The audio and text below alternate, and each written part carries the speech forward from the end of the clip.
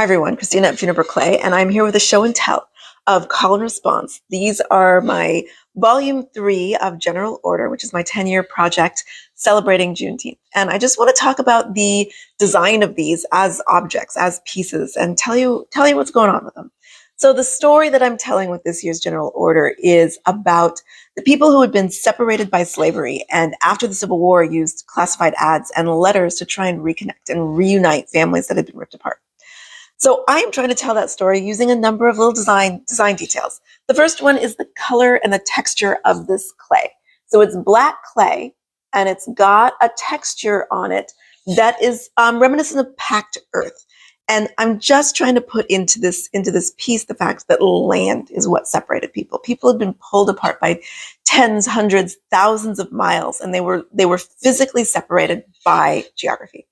So this land is the first thing, and this texture that's on the platters is the first thing.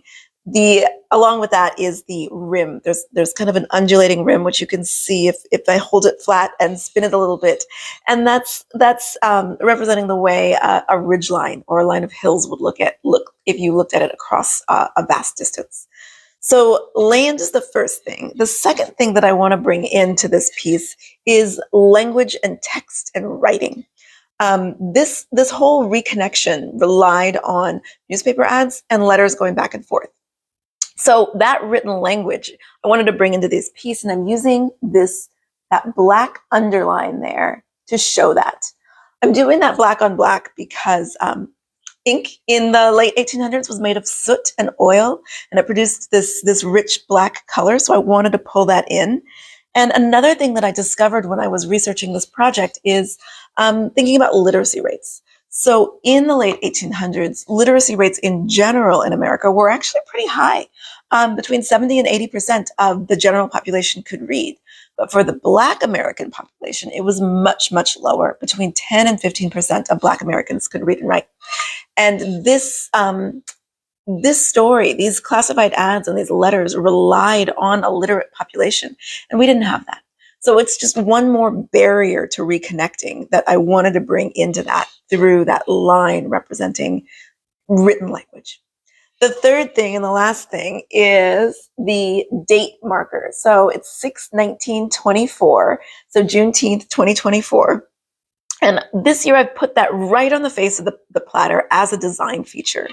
And for me, that is creating the hope that people got back together. If you're looking at this like a map or like land with a path across it, that date marker is representing that there is a way back, there is a path back.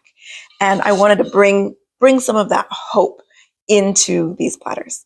So the smaller one is about 12, 13 inches in diameter. They're irregular, so it's not a circle. They're all hand formed, so they're all unique. The larger one is between 15, 16 and a half inches in diameter.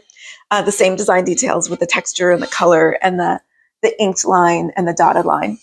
And they will be on offer starting tomorrow on my website and at 1 p.m. on Juneteenth. If you're watching this after later, please be patient with the checkout process. It's going to be a little bit tricky. I want to collect, I need to collect 2 different addresses, and I would love to hear your stories about who you're sending the other platter to.